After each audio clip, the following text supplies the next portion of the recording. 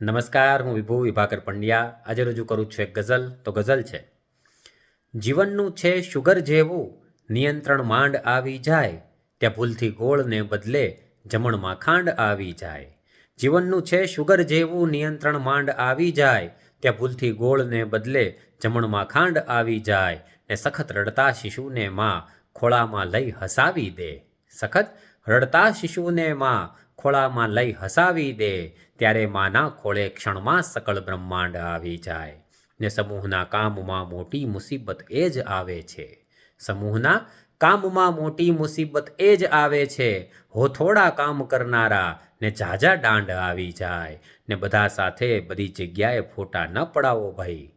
બધા સાથે બધી જગ્યાએ ફોટા ન પડાવો ભાઈ.